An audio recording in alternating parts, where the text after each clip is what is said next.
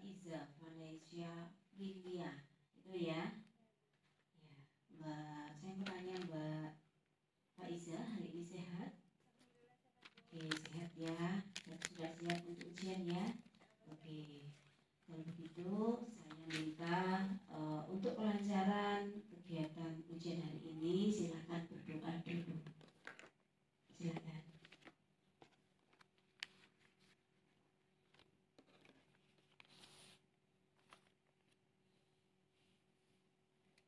Berdoa selesai. Untuk selanjutnya saya persilakan Mbak Faiza untuk mempresentasikan skripsi Anda selama 10 menit, paling lama 15 menit lah, itu ya. Selanjutnya nanti pengajuan pertanyaan dari kami tim penguji, mulai dari Bu Asih, nanti saya, terus terakhir Pak Aris, gitu ya. Paham? Oke, kamu dengar sudah ya? Sudah. Oh, ya. Silakan. 10 menit dari sekarang ya, Mbak. Oke.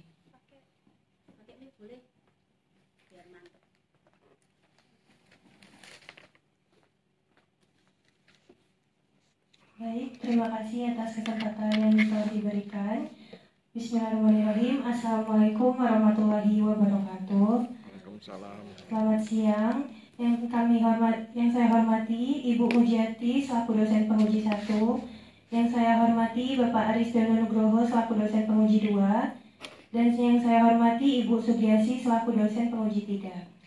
Izinkan saya pada siang hari ini akan mempresentasikan hasil skripsi saya yang berjudul Redistribusi Tanah sebagai Instrumen Penguatan Status Kepemilikan Tanah Petani, Studi di Desa Talanglido dan Desa Mekarjaya, Kecamatan Sungai Gelam, Kabupaten Muaro Jambi.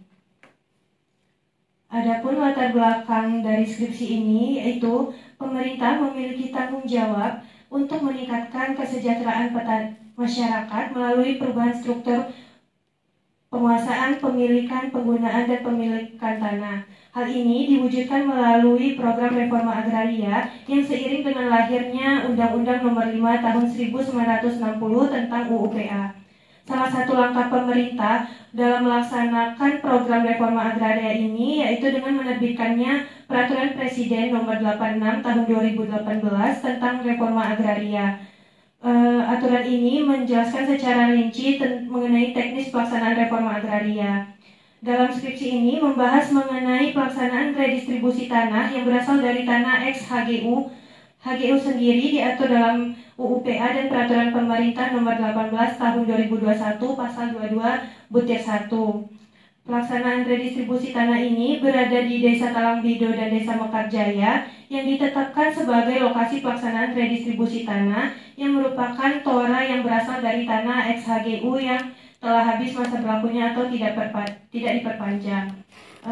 Masa berlaku habisnya PT Sawit Desa Makmur ini pada tanggal 31 Desember 2007. Namun sebelum tahun 2027, sejak tahun 2000 masyarakat telah mulai menggarap lahan tersebut karena melihat kondisi lahan yang tidak terurus atau terlantar. Mereka memanfaatkannya secara mandiri untuk kegiatan perkebunan meski tanpa kepastian hukum. Maka dengan adanya program redistribusi tanah ini memberikan kepastian hukum kepada masyarakat di desa tersebut. Adapun rumusan masalahnya, yang pertama bagaimana implementasi redistribusi tanah redistribusi tanah ex-HGU PT Sawit Desa Makmur dalam penguatan status kepemilikan tanah petani di Desa Talanglido dan Desa Mekarjaya, Kecamatan Sungai Gelam, Kabupaten Muaro Jambi. Yang kedua, ada apa kendala yang dihadapi dalam implementasi redistribusi tanah ex-HGU PT Sawit Desa Makmur dalam penguatan status kepemilikan tanah petani di Desa Talanglido dan Desa Mekarjaya, Kecamatan Sungai Gelam, Kabupaten Muaro Jambi. Dan yang ketiga, ada apa solusi yang diterapkan untuk mengatasi kendala dalam implementasi redistribusi tanah tersebut. Adapun tinjauan pustaka, yang pertama ada kerangka teoritik yang dimana diambil dari kata penting judul. Yang pertama ada redistribusi tanah, yang kedua instrumen penguatan, yang ketiga ada status kepemilikan tanah petani, kemudian ada kerangka pemikiran yang dimana tujuan reforma agraria itu yaitu untuk pengurangan kesenjangan kepemilikan dan meningkatkan kesejahteraan masyarakat melalui penataan aset dan penataan aset, yang dimana redistribusi tanah yang dilakukan di Desa Talanglido dan Desa Mekarjaya melalui subjek para petani dan penggarap, dan penerima lain sesuai ketentuan Perpres nomor 86 tahun 2018. Objeknya yaitu tanah ex-HGU PT Sawit Desa Makmur yang dilakukan dengan beberapa tahapan. Yang pertama ada persiapan dan perencanaan redistribusi tanah, yang kedua ada pelaksanaan redistribusi tanah dan evaluasi redistribusi tanah yang menghasilkan output sertifikat hak atas tanah. Penelitian ini menganalisis kendala serta solusinya. Baik, berikutnya metode penelitian. Yang pertama dalam format penelitiannya menggunakan kualitatif, pendekatan deskriptif. Lokasi penelitiannya ada di Desa Talanglido dan Desa Mekarjaya, Kecamatan Sungai Gelam, Kabupaten Muaro Jambi, dan Kantor Pertanahan Kabupaten Muaro Jambi. Operasional penelitiannya ada subjek penelitian, penetapan informan, jumlah informan, pemilihan informan. Informannya sendiri terdiri dari Kepala Kantor Pertanahan Kabupaten Muaro Jambi. Yang kedua ada Kepala Seksi Penataan dan Pemberdayaan Kantor Pertanahan Kabupaten Muaro Jambi. Yang ketiga ada PLH Koordinasi Substansi Penatagunaan Tanah Seksi Penataan dan Pemberdayaan Kantor Pertanahan Kabupaten Muaro Jambi. Yang keempat ada Staf Seksi Penataan dan Pemberdayaan Kantor Pertanahan Kabupaten Muaro Jambi, serta Kepala Desa Mekarjaya, Kasih Pemerintahan Desa Mekarjaya, Sekretaris Desa Talanglido, dan masyarakat. Data yang diperoleh adalah data primer dan data sekunder. Teknik dan instrumen pengambilan datanya menggunakan wawancara dan alat pencatat serta studi dokumen. Teknik analisisnya menggunakan tematik analisis. Yang pertama telah awal seluruh data, kemudian reduksi dan abstraksi data, ketiga penyusunan satuan informasi terkecil, keempat pengelompokan satuan informasi terkecil, dan yang terakhir penyusunan pernyataan proposisional. Adapun gambaran umum mengenai Desa Talanglido. Desa Talanglido merupakan salah satu desa yang terletak di Kecamatan Sungai Gelam, Kabupaten Muaro Jambi dengan luas wilayah kurang lebih 57,9 hektar. Desa ini terbagi menjadi 4 dusun dan 26 RT. Berdasarkan data profil Desa Talanglido, dari total 3.000 penduduk, mayoritas bekerja sebagai petani atau pekebun sebanyak 2.613 orang. Desa Talanglido didominasi oleh lahan perkebunan seluas 269,59 hektar dengan komoditas utama kelapa sawit. Tidak terdapat sawah di wilayah ini dan ladang tegalan ini juga cukup luas mencapai 530 hektar. Berikut gambaran umum mengenai Desa Mekarjaya. Desa Mekarjaya juga merupakan salah satu desa yang terletak di Kecamatan Sungai Gelam, Kabupaten Muaro Jambi, yang memiliki luas kurang lebih 10,13 hektar dan terbagi menjadi 4 dusun dan 30 RT. Desa Mekarjaya memiliki 10.030 penduduk dengan pekerjaan yang beragam. Dan penggunaan lahan di Desa Mekarjaya ini didominasi oleh permukiman dan pertanian. Berikutnya implementasi redistribusi tanah ex-HGU yang berada di Desa Talanglido dan Mekarjaya yang dilakukan melalui beberapa tahap. Tahapan tersebut mencakup tahapan persiapan, perencanaan, dan pelaksanaan redistribusi tanah. Pada tahun 2021, GTRA Kabupaten Muaro Jambi dan Satgas Potensi Tora mengadakan rapat di Aula Kantor Pertanahan Kabupaten Muaro Jambi secara daring dan luring. Dalam rapat tersebut membahas tanah ex-HGU PT Sawit Desa Makmur sebagai calon Tora. Kemudian Kepala Desa Mekarjaya diminta bersurat ke Bupati Muaro Jambi untuk mengusulkan objek Tora. Dan Bupati Muaro Jambi kemudian bersurat ke Kementerian ATR BPN untuk penetapan Tora. Namun pada tahun 2021 ini masih belum bisa diproses. Dilanjut pada tahun 2022 melakukan pengajuan ulang dan persiapan sertifikasi.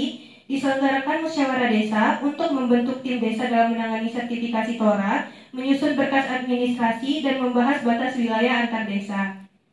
Rapat pada tahun 2022 ini dilakukan sebanyak 3 kali dan hasil akhirnya ditetapkan pada tahun 2023 untuk pelaksanaan redistribusi tanahnya. Tahap persiapan dan perencanaan meliputi target redistribusi tanah, penyusunan jadwal kegiatan, penetapan lokasi, dan penetapan organisasi pelaksana dan panitia pertimbangan dari POM. Berikut tabel penetapan lokasi redistribusi tanah, yang dimana Mekarjaya target awalnya 150, kemudian target akhirnya 183, Talanglido 100 menjadi 96. Terjadinya perubahan target ini karena pada saat pengecekan langsung ke lapangan, pada saat pengukuran dan identifikasi dan inventarisasi subjek dan objek. Kemudian masuk pada tahap pelaksanaan redistribusi tanahnya ada 8 tahapan. Yang pertama ada penyuluhan yang dimana Desa Mekarjaya dilaksanakan pada tanggal 12 Mei 2023 di Aula Kantor Desa yang dihadiri oleh 20 peserta. Sedangkan di Desa Talangrido pada tanggal 17 Mei 2023 di kantor desa dihadiri oleh 28 peserta yang menyampaikan tujuan dan manfaat redistribusi tanah serta tahapan pelaksanaan. Hak dan kewajiban penerima berikut untuk menunjukkan dan menjaga batas tanah, melengkapi identitas dan bukti penguasaan tanah, mengusahakan tanah secara aktif, dan tidak mengalihkan hak tanpa izin tertulis dari BPN. Yang kedua, ada inventarisasi dan identifikasi subjek dan objek. Desa Talangrido sendiri luasnya 49,45 hektar dengan jumlah bidang 96 digarap oleh 77 KK dan penggunaan lahannya sebagai kebun sawit dan rumah tinggal. Untuk Desa Mekarjaya sendiri luasnya 85,35 hektar, jumlah bidangnya 183 digarap oleh 120 KK, penggunaan lahannya kebun sawit dan permukiman. Untuk tahapan yang ketiga, yaitu pengukuran dan pemetaan, pelaksanaan pengukuran di Desa Talangrido dan Desa Mekarjaya dilakukan oleh tim dari Kantor Pertanahan Kabupaten Muaro Jambi dengan pendampingan dari perangkat desa dan calon penerima selama kurang lebih 2 minggu. Yang kemudian sidang panitia pertimbangan dan reform yang ditetapkan melalui SK Bupati nomor 43 tahun 2023 tanggal 15 Februari tahun 2023. Sidang PPL ini dilaksanakan pada tanggal 13 Juli 2023 untuk menetapkan tanah ex-HGU PT Sawit Desa Makmur sebagai objek redistribusi tanah. Kemudian penetapan subjek dan objeknya, tim desa dan Satgas bertugas melakukan inventarisasi subjek dan penguasaan tanahnya dengan mengumpulkan data seperti KTP, KK, surat sporadik, surat pernyataan, dan perlimpahan hak.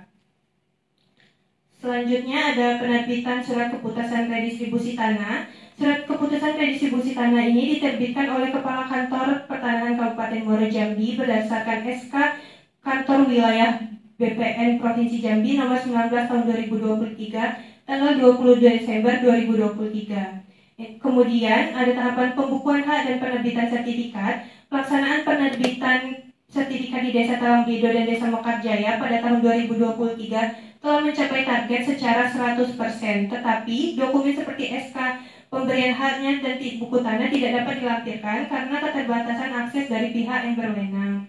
Selanjutnya yang terakhir, penyerahan sertifikat tanah. Acara penyerahan dilaksanakan pada 6 Januari 2023 bertempat di lapangan terbuka dan dihadiri oleh Menteri ATR BPN, Gubernur Jambi, PJ Bupati Muaro Jambi, jajaran pejabat BPN, serta unsur pemerintahan daerah dan desa. Jumlah sertifikatnya, Desa Talangrido 96 sertifikat, Desa Mekarjaya 183 sertifikat. Adapun tahapan evaluasi redistribusi tanah, hasil evaluasi menunjukkan bahwa pelaksanaan redistribusi tanah ex-HGU PT Sawit Desa Makmur di Desa Talangrido dan Desa Mekarjaya telah berjalan sesuai dengan ketentuan Juklak dan Reform tahun 2023, baik dari segi tahapan prosedur maupun pengelolaan anggaran. Program ini berhasil memberikan kepastian hukum bagi masyarakat, memperkuat status kepemilikan tanah petani, serta membuka peluang peningkatan kesejahteraan melalui akses legal terhadap lahan. Keberhasilan tersebut tidak hanya berdampak positif secara langsung bagi masyarakat penerima, tetapi juga mendapatkan pengakuan resmi dari pemerintah pusat melalui pemberian penghargaan kepada Kantor Pertanahan Kabupaten Muaro Jambi. Berikut terdapat kendala yang dialami dalam implementasi yang terbagi menjadi 3, ada administrasi, teknis, dan yuridis. Administrasi sendiri meliputi penyuluhan, tidak semua calon penerimanya hadir menyebabkan kurangnya pemahaman program. Yang kedua ada penetapan batas wilayah, belum adanya penetapan batas resmi wilayah antara Desa Talangrido dan Desa Mekarjaya.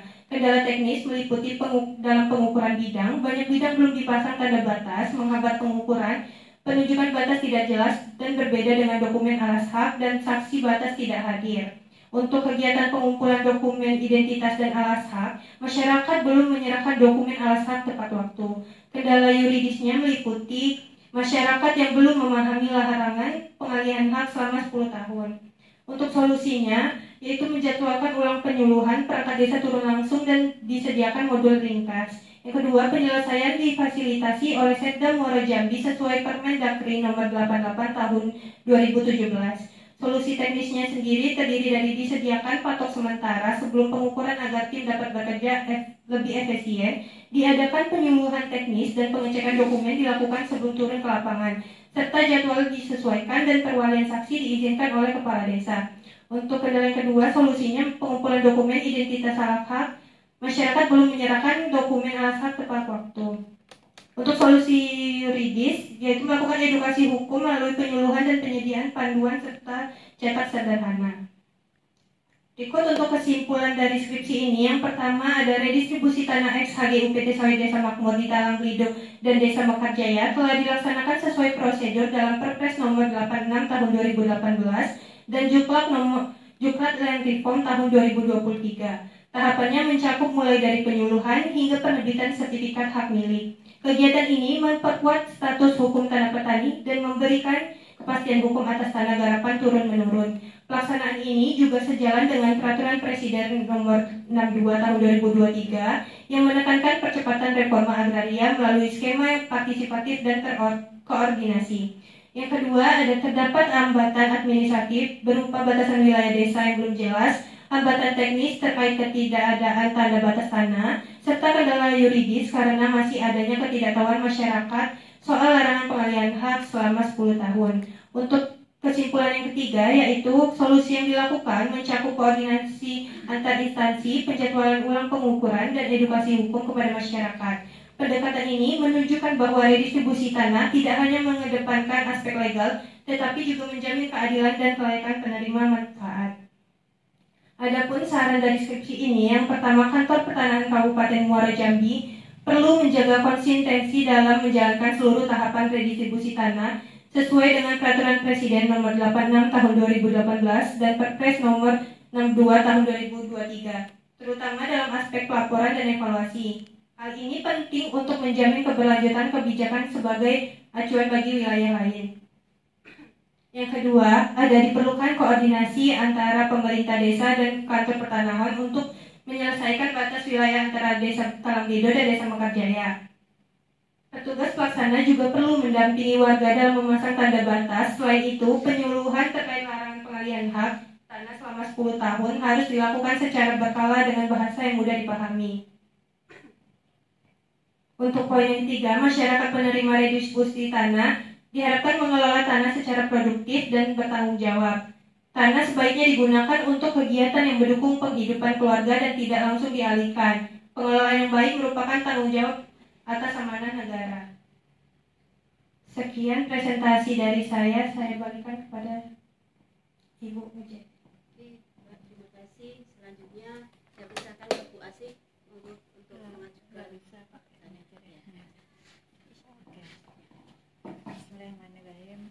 Assalamualaikum warahmatullahi wabarakatuh. Waalaikumsalam warahmatullahi wabarakatuh. Yang saya hormati Pak Agustiono, Ibu Mujiati, kemudian juga Mbak Faiza, Vanessa Kuliah. Yang pertama yang ingin saya tanyakan adalah ini subjek radisnya berapa orang? Di Desa Talang Blido itu 96, Bu. Di Desa Mekarjaya 183. Oke. Terus kan ini wawancara kepada masyarakat, ada berapa orang? Kemarin itu, Bu, masyarakatnya tuh ketemu pas di kantor desa itu, Bu. Dan kepala desa Mekarjayanya juga termasuk penerima manfaat. Berapa orang? Cuman 2 orang, Bu. Oke. Kalau menurut kamu apa yang ke masyarakat ini ditanyakan tentang apa?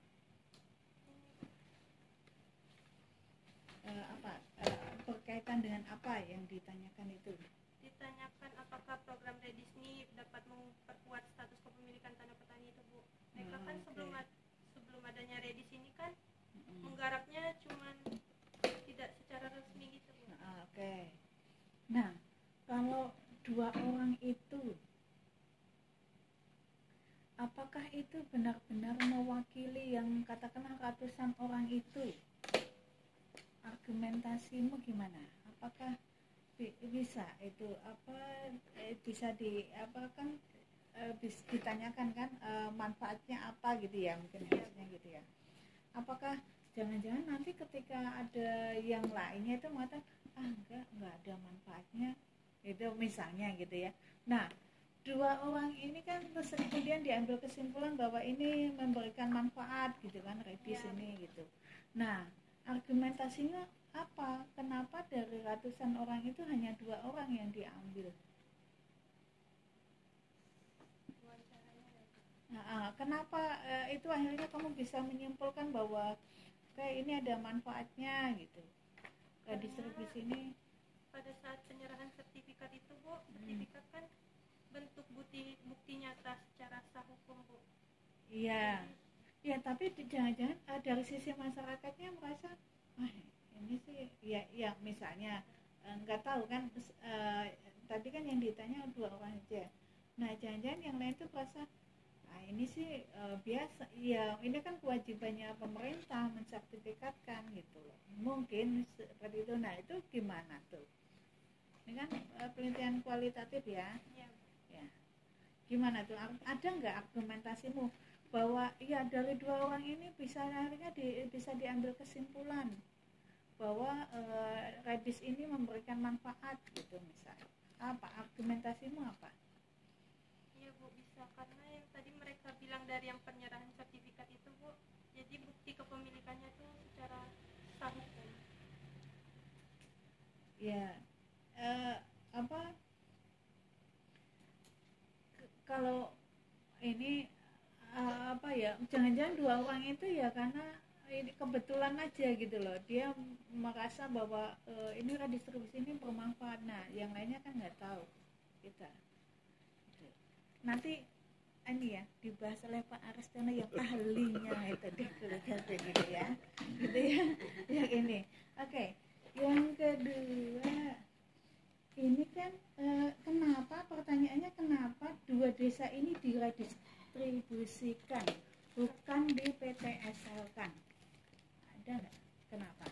Karena ini kan XHGU, Bu. Jadi pada tahun 2021 tuh juga udah diusulkan untuk kegiatan redistribusi tanah. Kenapa gimana? Iya. Soalnya masyarakatnya juga mengusulkan, Bu, untuk tanah itu diredistribusikan. Kenapa tidak di PTSL kan? Kan kadang-kadang kalau masyarakat tuh ya yang penting sertifikat gitu loh. Kenapa tidak di PTSL kan? Iya nggak? Kalau XHGU itu tanahnya tanah apa? Tanah negara, Bu. Iya. Jadi kan karena tanah negara akhirnya dirediskan. Kalau tanah negara bukan yang bisa dirediskan itu tanah negara. Kalau di PTS kan beda lagi gitu kan. Terus ini selain XHGU apa saja objek objek redis itu apa saja selain XHGU? Tanah bekas, tanah terlantar, Bu. Terus tanah hasil penyelesaian sengketa. Terus Tanah bekas tambang. ya. Terus tanah yang memenuhi persyaratan penguatan hak rakyat. Ada di Peraturan Presiden Nomor 86 Tahun 2018. Oke. Tanah terlantar itu apa? Tanah yang tidak dimanfaatkan, tidak diusahakan. Misalnya nih saya punya hak milik, terus karena saya nggak mengusahakan, nggak memanfaatkan itu terus nanti bisa diidentifikasi sebagai tanah terlantar. Bisa. Misalnya saya punya ini misalnya sawah, terus ya karena kesibukan di STPN, jadi saya tidak mengurus sawah itu, tidak dimanfaatkan. Itu bisa dijadikan tanah terlantar. Terindikasi terlantar. Ya, terindikasi terlantar. Bisa.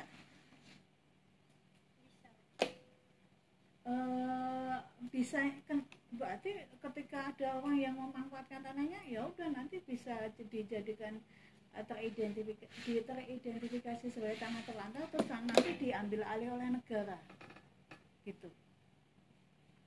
Iya, Bu. Bahaya dong kalau gitu.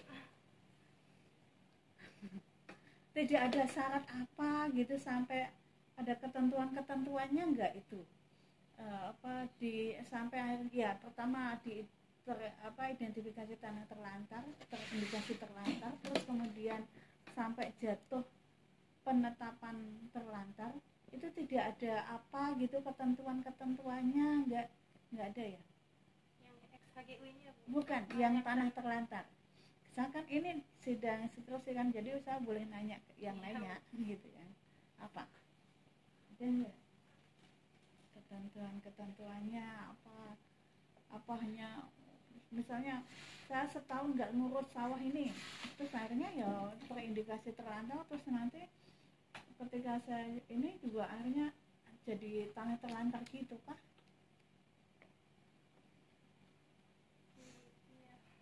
Iya. Ya, kalau tanah terlantar misalnya nih, hak milik aja itu butuh waktu 20 tahun. Terus katakanlah yang lainnya, HGU, hak pakai, HGB itu 2 tahun itu baru kita kantor pertanahan itu melakukan evaluasi. Gitu aja. Terus nanti ada peringatan 1, peringatan 2, peringatan 3 gitu ya. Jadi akhirnya tapi biasanya jarang sekali. Oke, yang lainnya ini saya pengen tahu ini kalau ada kata data sporadik yang halaman 77 itu apa ya, maksudnya apa ya?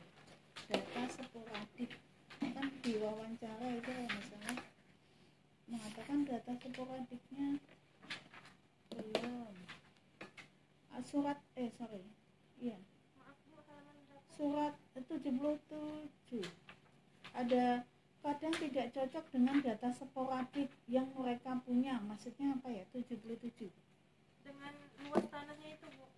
Maksudnya data sporadik itu data apa? Luas? Iya, data subjek yang menggarap tanah itu Bu. Data subjek berarti orangnya, iya nggak? Iya, data objek Bu. Data objek. Iya. Dia berupa apa sih? Data sporadik ini berupa apa? Alas hak itu Bu, isinya luasan, nama subjek, penggarap.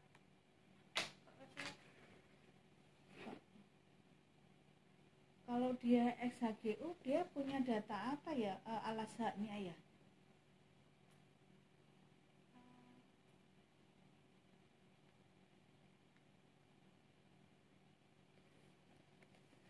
Ini kayaknya di keterangannya juga rasanya.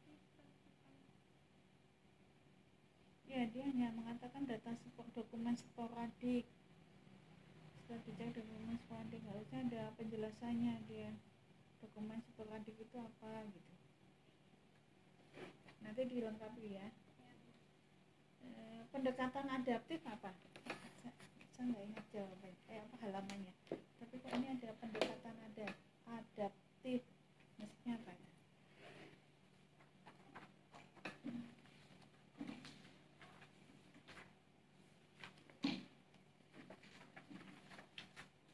Pendekatan adaptif nggak tahu halaman berapa. Pendekatannya itu ini kayak strategi sesuai dengan kondisi lapangan. Oh, gitu. Oke. Dari saya sudah cukup. Terima kasih. Wassalamualaikum warahmatullahi wabarakatuh. Waalaikumsalam. Selanjutnya saya ya Pak Aris dulu ya. Ya. Oke, Mbak Faiza. Ini komprehensif ya. Jadi ya, jangan hanya fokus di sini, tapi yang terkait gitu ya. Kamu tadi sebenarnya ditanyain Bu Ase itu sebenarnya gampang gitu loh. Kenapa kok cuma 2 orang? Kembali lagi pertanyaan penelitianmu. Data pokokmu itu enggak ke masyarakat toh? Ke siapa? Ke kantor pertanahan. Pelaksana kegiatan redis gitu ya. Itu masalahnya. Kenapa ke masyarakat?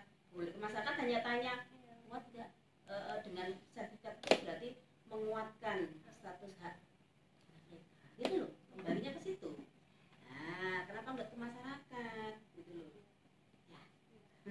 Oke, saya mau tanya, kegiatan redis ini ada nggak peran serta GTRA? Ada Bu. Mereka Oke, perannya seperti apa GTRA? yang mengusulkan objek untuk kreditnya itu Bu. Mengusulkan objek redis, maksudnya Ya, seperti apa? Mengusulkan objek redis. Jadi misal kayak PT XHGU ini Bu, kan udah habis masa berlakunya. Oke. Jadi tim GTRA Kabupaten Muaro Jambi itu mengusulkan sebagai calon objek tora untuk Oke. dirediskan Bu. Bahwa tanah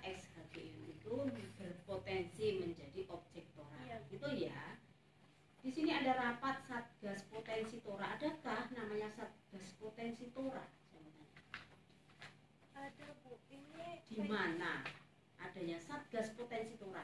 Ini kamu tulis tuh di halaman 6. Berdasarkan hasil kesimpulan rapat Satgas Potensi Tora bahwa HGU tidak diperpanjang itu menjadi objek Tora. Halaman 6. Saya tanya, ada nggak Satgas Potensi Tora? Satuan tugas. Iya, ada nggak? Ada. Ada. Di mana coba kamu sebutkan? Di mana Satgas Potensi Tora itu adanya di mana? Di peraturan ada? Enggak ada, Bu. Oh, lah kenapa kamu nulisnya Satgas Potensi Tora? Rapat Satgas Potensi Tora ataukah rapat GTRA? Rapat GTRA, Bu. Yang benar itu rapat GTRA, bukan rapat rapat Satuan Tugas Potensi Tora. Rapat GTRA untuk menentukan tanah-tanah mana saja yang berpotensi menjadi Tora, gitu loh. Iya. Itu salah, gitu ya. Jadi nanti kamu perbaiki, itu ya yang salah. Oke.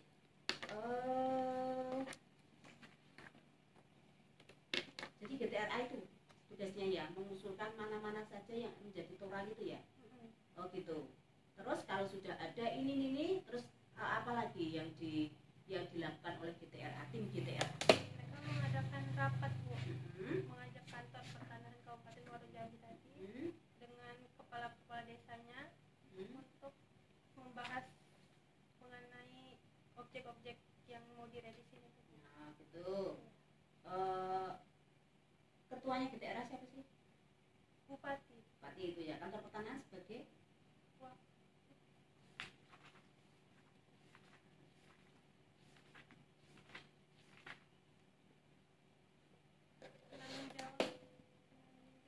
Satuan Tugas Penyuluhan, Bu. ya, di panitia GTRA sebagai Satuan Tugas Penyuluhan. Iya. Yang benar. Coba mana? Di halaman 5. Mana SK-nya GTRA yang dibuat Bupati? Coba dilihat kantor pertanahan atau kepala kantor itu sebagai apa di situ? Punya enggak? Di lampiran ada enggak? Di lampiran ada, Bu. Oh iya, makanya kamu ngambil bukanya di situ aja. Kenapa pakai kresek-kresek gitu? Karena Faiza nggak ngeprint yang lampirannya di sini. Harusnya kan lengkap semua. Iya. Iya, Bu. Iya, kepala kantor posisinya sebagai apa? Satgas penyuluhan kah?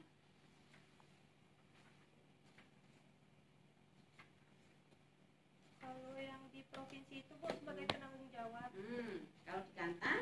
Kalau di kabupaten Kabupaten, itu ya. sebagai Satuan Tugas Penyuluhan Kegiatan Redistribusi Tanah. Oh gitu. Iya, Oh, ada SK-nya mana?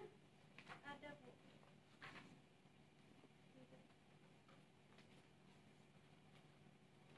Ditayangkan aja. Tayangan aja.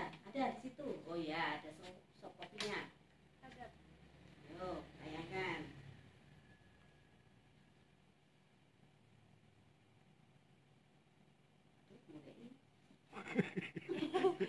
Harusnya di lampiran. Iya, kamu bukalah skripsi gitu ya. Oh. Lampiran 1 apa itu. Halaman sekian gitu kan. Gitu. Nah, ketemu tuh banyak gitu. Habis waktunya nanti Bapak Iza. Nanti cek lagi ya. Oke, ya. Di situ ada tim pertimbangan dan reform atau tim PPL. Yang buat siapa SK-nya? Mana tuh, Mas? Tim PPL. PPL. Di SK-nya yang buat siapa? PPL. Panitia Pertimbangan dan Reform. PPL, kamu tahu PPL? Panitia Pertimbangan dan Reform. Oke, yang buat SK-nya siapa? Bupati. Bupati gitu ya. Tugasnya apa tim PPL itu? Tugasnya ya. Kamu kemarin kuliah sama Bu Iin RA ya. Sampai simulasi loh, rapat PPL loh. Ya kan? Iya. Tugasnya apa di Redis ini? Untuk mengkoordinasi, Bu, Mengkoordinasi? pelaksanaan. Ya kah? Mengkoordinasi pelaksanaan tim PPL? Enggak. Ayo, apa tugasnya?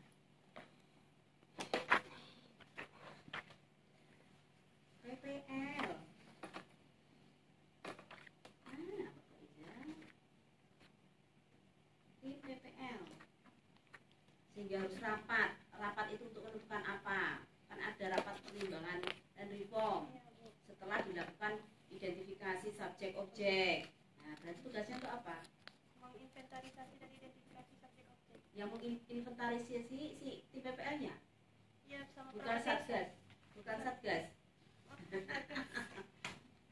Mbak Faiza, aduh, oke, ya. Iya, Bu. Tugasnya apa? Kamu nulis semua loh di sini. Sebenarnya kamu nulis semua, saya cuma cross check aja sih. Itu ya. Iya, Bu. Oke, mana ini? Nah, apa yang kamu tulis harusnya kamu bisa itu, Mbak Faiza. Oke, saya terakhir aja sih, sedikit. Bentar ya. Di nih, langsung kesimpulan ya. Iya, Bu.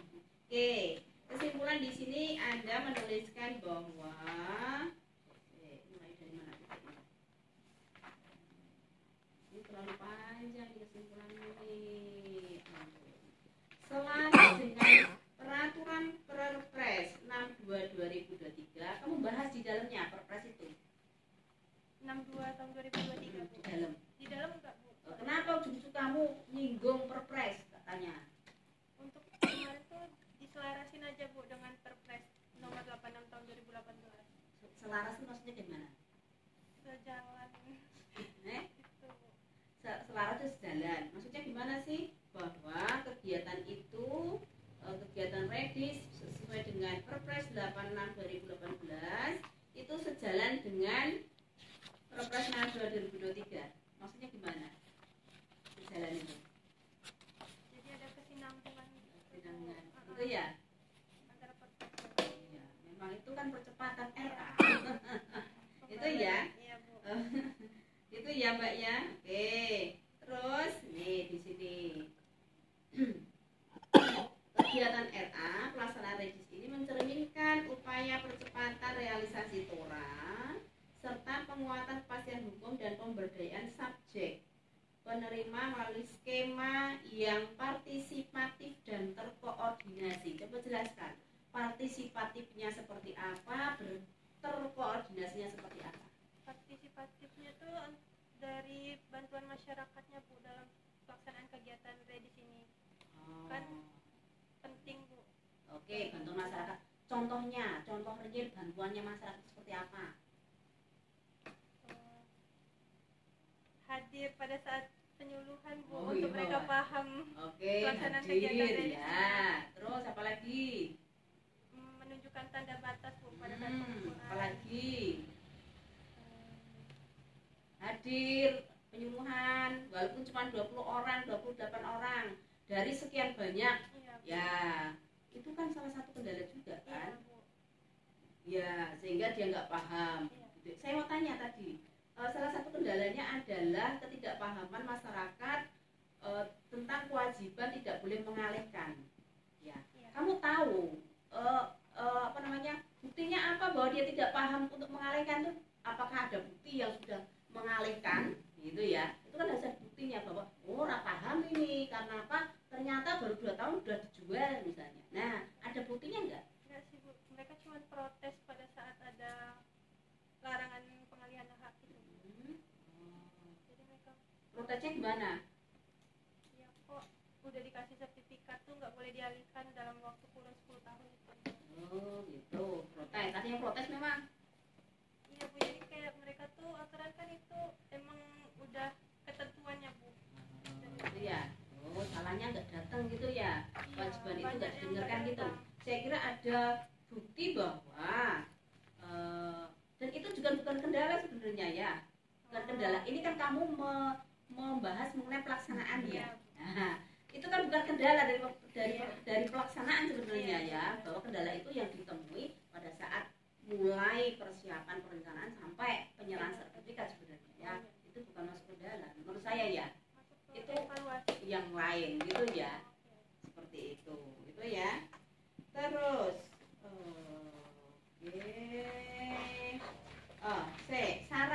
saran yang ketiga apa, Mbak? Masyarakat penerima redistribusi tanah diharapkan dapat memanfaatkan tanah dengan produktif dan bertanggung jawab. Oke, ini sebenarnya saran itu menyarankan apa sih di tulisan ini? Skripsimu? agar mereka memanfaatkan tanahnya dengan baik. Apakah ini merupakan saran dari hasil kesimpulanmu nomor 3?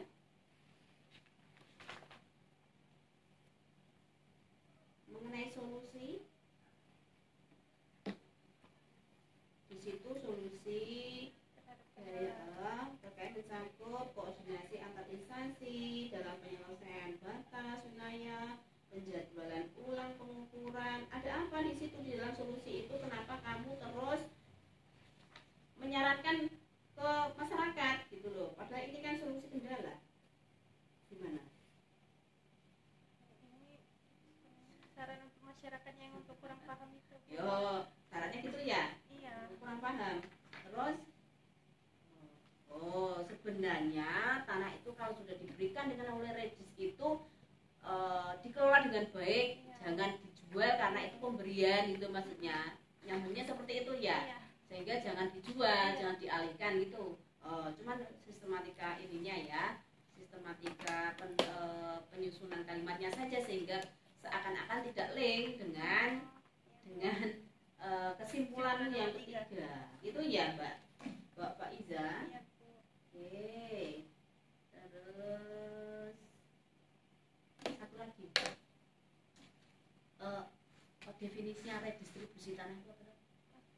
Definisi redistribusi tanah. Kegiatan pemerintah untuk memberikan atau membagikan tanah kepada masyarakat untuk mensejahterakan masyarakatnya, Bu. Cukup ya. Monggo Pak Aris. Oke, terima kasih Bu Muji. Yang saya hormati Bu Muji, Bu Segiasih, sama Mbak Faisa. Sekarang tayangkan rumusan masalah.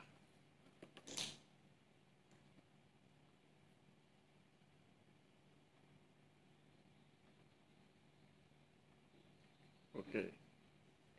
Nah, dari 3 rumusan masalah itu, berapa informan yang Mbak Faisa pilih? Yang 8 informan. Apakah 8 informan itu bisa menjelaskan 1, 2, 3? Iya, Pak. Contohnya begini. Rumusan masalah 1 yang jawab siapa? Informan yang mana? Itu yang bantu, Pak, kepala kantor, kepala seksi sama PLH Korsum. Waktu kamu dengan kepala kantor dan lain-lain itu wawancara atau cuma tulis-menulis? WA-an? Wawancara atau WA-an? Wawancara ada, WA-an ada juga, Pak. Ada telepon? Telepon dengan kepala seksinya, Pak. Ada ini korespondensi surat menyurat, dokumen tukar-tukaran misalnya, tolong kirimkan SK gitu. Ada gitu. Oh iya, ada, Pak. Dengan PLH-nya kemarin. Berarti kalau seperti itu berapa orang yang kamu wawancarai? Ke kepala kantornya juga, Pak, tapi secara umum aja, Pak, nggak yang rinci. Kalau yang rincinya di kantor pertanahan itu Apa kemarin bedanya umum dengan rinci dalam konteks wawancara? itu, Pak, kepala kantor sama kepala seksinya menyerahkan untuk PLH Korsupnya yang bertanggung jawab untuk Iya, waktu kamu wawancara dengan beliau, apa kamu bilang, Bapak, Ibu, yuk kita wawancara umum. Bapak, Ibu, yuk kita wawancara rinci gitu, enggak tuh? Nah, kan intinya wawancara tuh. Iya, Pak. Berapa informan semua? 8, Pak. 8. Dari 8 orang itu semuanya diwawancarai? Iya, Pak. Terus kenapa tadi kau bilang cuma 2 yang diwawancarai? Waktu ditanya Bu Segiasih. Masyarakatnya, Pak. Kepala kantor itu bagian dari masyarakat bukan? Iya. Coba kau tayangkan itu informannya. Oke. Yang mana yang bukan masyarakat? Dari semua itu yang mana yang bukan masyarakat? Masyarakat. Maksud masyarakatnya itu masyarakat penerima redisnya itu. Oh, itu maksudnya. Iya. Terus kenapa cuma 2? Saya mengulangi tanya Bu Segiasih. Itu kan sekian, ada 8 tuh yang diwawancarai, Iya. termasuk masyarakat tuh. Iya, Pak. Terus kemudian kenapa masyarakatnya cuma 2? Karena tadi, Pak, untuk ini kan tahap pelaksanaannya lebih fokus ke di kantor pertanahan Kabupaten. Oh, itu yang tadi Jambi. kau jawab dari Bu Iya. Muji ya. Oke. Soalnya betul yang dimaksud Ibu Segiasih itu. Kan kalau dalam metode penelitian itu bagaimana cara kamu menjaga validitas data, gitu kan? Iya. Validitas data itu kan harus dijaga, karena kalau datanya nggak valid, gugur semua penelitian ini. Terus bagaimana cara kamu menjaga validitas data? Dengan cerita barusan, dengan cerita dengan Bu Sugiasi, cerita dengan Bu Muji, kamu buat semacam penjelasan umum. Bagaimana cara kamu menjaga validitas data? Supaya saya bilang, oh iya datanya valid. Atau nanti sebaliknya, oh iya datanya nggak valid. Karena Pak, dokumen datanya juga banyak tuh dilihat dari dokumen resminya Pak, studi dokumen. Bagaimana cara kamu, sekarang lebih teknis, bagaimana cara kamu menghindari penipuan? Cara kamu terhindar dari penipuan. Misalnya begini, ternyata informanmu berbohong. Bagaimana cara kamu menghindari kebohongan informan? Ini konteksnya validitas data ya. Iya. Bagaimana cara kamu mencegah agar tidak dibohongi oleh informan? Jadi pemilihan informannya itu dilakukan dengan cermat Pak, memperhatikan berbagai faktor seperti situasi dan kondisi di lapangan itu Pak. Oke, Jadi sudah dipilih dengan cermat nih, terus kemudian kan wawancara tuh, bagaimana agar tidak dibohongi? dengan menjelaskan dengan surat dokumen studi dokumennya Pak.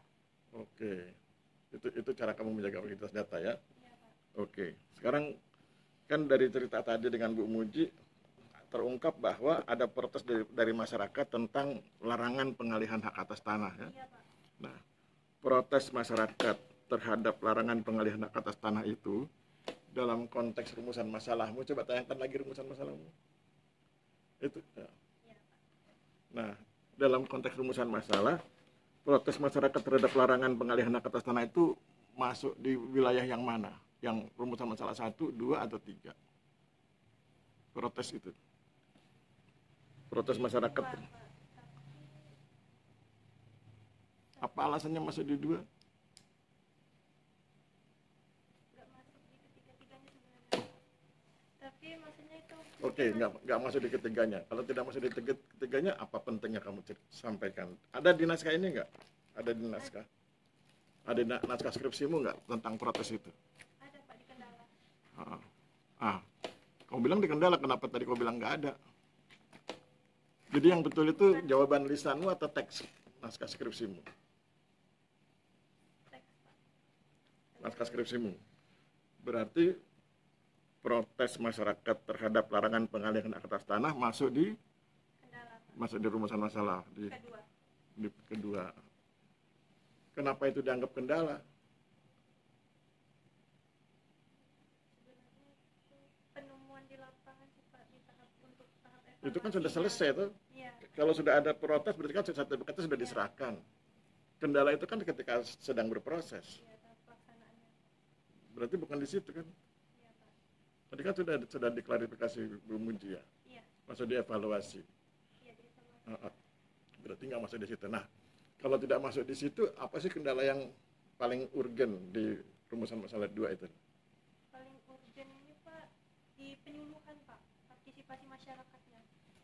Yang paling urgen rendahnya partisipasi. Iya, rendahnya partisipasi masyarakat. Kalau partisipasinya rendah, kenapa justru kemudian ketika kamu mewawancarai informan, jumlah informannya sedikit dari sisi masyarakatnya? Kan harusnya kamu lebih banyak untuk lebih tahu kenapa mereka tidak partisipatif. Dari kantor kepala desanya tuh Pak bilang ini Pak, ada terhambat pekerjaan atau kondisi badannya Pak, kesehatan. Berapa pesertanya? Yang hadir itu Pak cuman 20 sama 28. Katanya kamu mengumpulkan warga. Ya. Kamu kan mengumpulkan warga di kelurahan loh. Enggak Pak, maksudnya Cara kamu mewawancarai masyarakat gimana? Cara apa teknik wawancara? Gimana cara kamu mewawancarai masyarakat? Kamu datang ke rumahnya atau mereka datang ke kelurahan? kemarin itu ada ketemu di kelurahan. Ketemu atau dipertemukan? Kalau ketemu itu kan insidental ya. Iya Pak, maksudnya dipertemukan. Sekalian ini Pak, kepala desa Mekarjayanya itu juga sebagai penerima. Kenapa kamu nggak datang ke rumahnya? Kan yang jadi apa menjadi riskan itu angka 2-nya itu loh. Padahal kan kelemahannya di partisipasi, harusnya kamu lebih banyak di situ karena supaya lebih tahu, lebih dapat informasi tentang mengapa partisipasinya menjadi rendah gitu ya. Iya, Pak. Di halaman berapa kamu jelaskan bahwa partisipasinya itu rendah? Di kendala halaman Halaman berapa?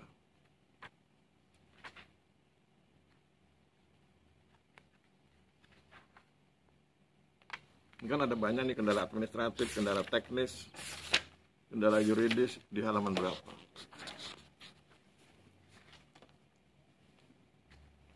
di kendala administrasi penulis.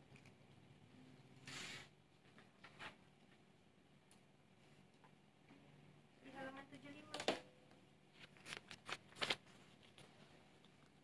Alinea berapa? Alinea kedua. Selain itu pada tahap kegiatan. Tidak semua calon penerima dapat hadir saat penyerahan dilaksanakan. Ini yang kamu bilang partisipasinya rendah. Iya, Pak. Oke. Kenapa rendah? Ada nggak penjelasannya mengapa rendah? Tidak dapat hadir karena kondisi kesehatan akibat masih banyak masyarakat. Sama,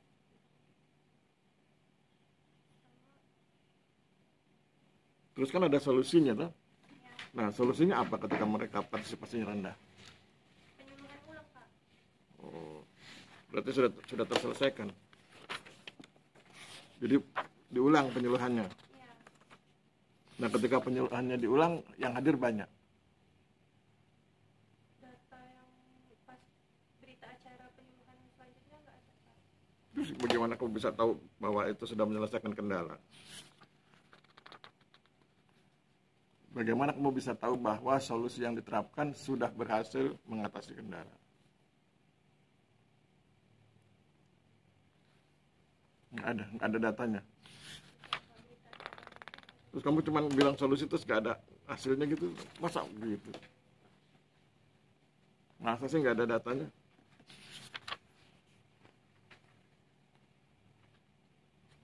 Di laptop pun nggak ada datanya itu. Enggak, Pak. Cuman berita acara yang penyuluhan yang pertama, Pak. Yang kedua, Nggak ada. berarti kamu nggak bisa menunjukkan bahwa itu berhasil diatasi.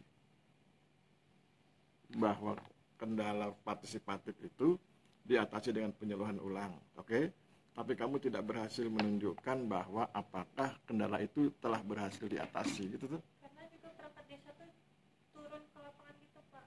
Maksudnya door to door ke masyarakat gitu. Kasih. Berarti solusinya bukan itu dong. Berarti solusinya nggak tunggal. Berarti solusinya bukan hanya penyuluhan ulang, tapi pendekatan door to door. Iya, Pak. Kamu tulis di sini door to door. Ada. Di tabelnya juga ada, Pak. Di halaman 82.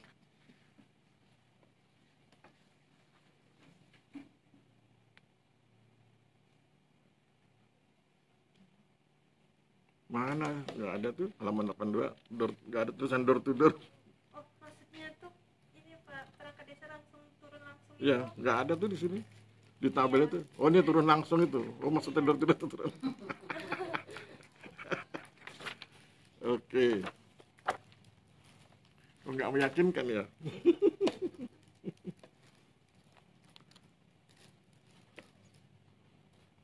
Sekarang coba lihat halaman 64, Mbak. Itu ada alinea 1, 2, 3, 4. Alinea keempat. Kan itu ada 5 alinea toh? Iya. Nah ini, setelah proses pengukuran seluruh bidang tanah selesai dilakukan dan seluruh data pendukung tadi terpenuhi, hasil tersebut kemudian dituangkan ke dalam peta keliling. Peta keliling itu apa? Peta keliling tuh kawasan luas Mana gambarnya ada nggak? Bisa ditayangkan nggak? Tayangkan coba lampiranmu. Peta keliling itu kan nama peta ya, harusnya P-nya besar, K-nya besar kalau itu memang nama kan itu. Di laptop pun ada tuh.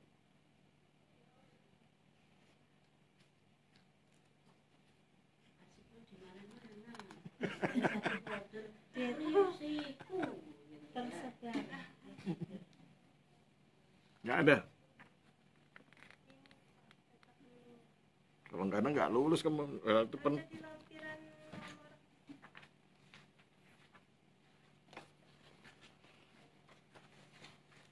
Cuma foto-foto saya lihat.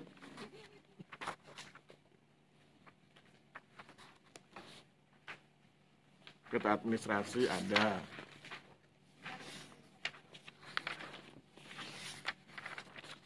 Yang banyak foto kamu ini. Nggak ada peta keliling. Lampiran 13 atau peta keliling. Ini lampiran 19. Hah? 100. Pak Isa malah nggak hafal itu. Halaman 145. Ah, benar. Ini halaman, Benar ya? ini halaman 100 ada juga. 100. Oh. Aku lihat 100 dulu ya. Aneh juga ya. Kayaknya Peta keliling. kayak gini. Iya, kayaknya bukan peta keliling ini kalau lihat gambarnya. Coba kamu lihat halaman 100, 101. Ah, kamu punya tuh? Kamu punya naskahnya nggak?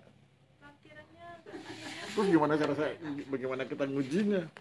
Bisa ditayangkan nggak? Kalau ditayangkan coba di laptopmu. ada Pak, adanya di HP. Coba kamu tunjukkan di HP. Kamu lihat di HP. Terus saya tanya ya. Itu betul nggak kalau disebut sebagai peta keliling? Itu kan peta keliling kegiatan redistribusi tanah, tak? Oke ya. Nah, pertanyaan saya, itu betul nggak kalau disebut sebagai peta keliling? Mana kelilingnya? Lampiran Ada kelilingnya dalam satu kawasan XHGU itu Pak. Ya harus ada batas keliling. Keliling kan batas. Dan nggak perlu bidang-bidang. Ini kan bidang, ini namanya peta bidang ini. Gitu? Iya Pak. Oke, berarti kamu bisa bedakan tuh peta bidang mana. Nah. Sekarang saya pengen tanya kamu urgensinya itu loh. Ini kan kemudian dituangkan ke dalam peta keliling. Bener nggak ini kalimatnya? Setelah proses pengukuran seluruh bidang tanah, kemudian dituangkan ke dalam peta keliling. Betul atau salah kalimat itu? Kalau petanya ini betul, tapi kalau petanya salah berarti kan salah ya. Gimana? Betul nggak kalimat ini? Setelah proses pengukuran seluruh bidang tanah selesai dilakukan dan seluruh data pendukung telah terpenuhi, hasil tersebut kemudian dituangkan ke dalam peta keliling. Petanya ini. Terus betul nggak? Sekarang pernyataannya dulu. Betul nggak pernyataan ini? Halaman 64 itu. Alasannya betul? Karena kan awal mula pengukuran itu Pak, pengukuran keliling dulu. Iya, tapi ini kan setelah proses seluruh bidang tanah. Oh, bidang tanahnya peta rincikan itu Pak, pengukuran rincikan. Iya, kenapa kau bilang dimasukkan ke peta keliling? Iya Pak. Berarti salah di situ ya? Iya Pak. Oke, udah salah Bu Muji. Selesai sudah. Petanya salah lagi. Ini bukan peta keliling, ini peta bidang tuh. Halaman 101. Dari BPN kan. Nggak boleh kamu nyalakan orang, kan ilmuwannya kamu. Jadi seorang ilmuwan itu kan kritis, ya. Jadi nggak boleh menyalahkan sumber data. Ini kesalahannya di kamu. Iya. Oke Bu Muji, cukup. Oke, terima kasih Pak Aris. Selanjutnya adalah penentuan hasil ya Mbak Faiza, silahkan keluar dulu. Kami Nanti mau kita panggil. diskusi dulu, kamu nanti lanjut mau yudisium ataukah Ulang. gitu ya. Kita diskusikan. Silahkan keluar dulu ya. Agak jauh-jauh ya. Iya Pak. Bu Sugi sebut tanda tangan. Oh, iya. Gimana Pak Aris? Monggo, aku manut. Mbak Bu Asih, Muji dengan Bu Sugiasi dulu. mau Aku apa? ikut.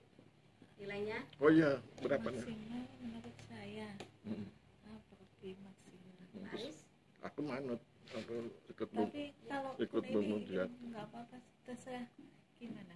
Tapi agak jauh Mbak, karena ujian kemarin juga 82,75 Oh, iya. ya. Oke. Oh Bu Sugiasi sudah ngasih nilai ini 82. Ya, tapi itu bisa berubah. Mm-mm. Gimana Pak Aris? Ya aku 8 sekitar itu juga. Bu Muji berapa? Sekitar itu. Ya udah. Sepakat apa ya Pak? Siap. tinggal angkanya aja tuh. Iya. Berarti aku masukkan 83 ya. Iya, iya.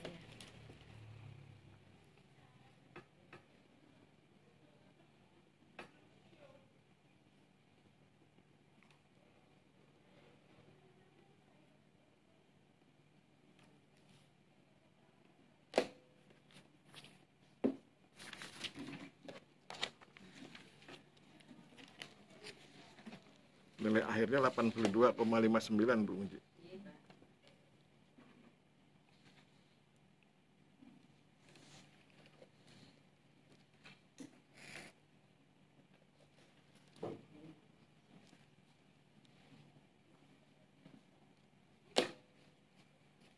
Ini saya bawa ke penguji aja ya. Oh iya. Tanggal berapa Pak ini ya? Sekarang tanggal 24 ya. Yang baru. 25. 25 ya. Tanggal 1 Tanggal Agustus. 1 aja, 1.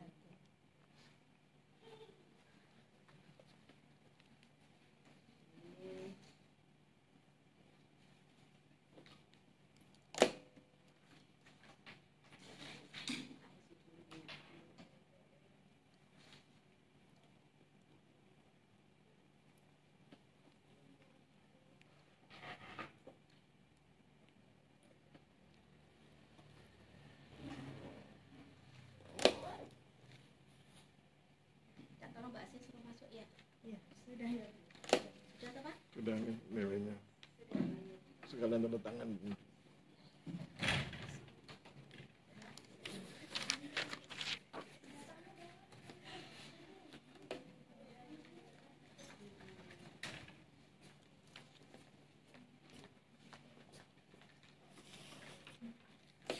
Oh iya.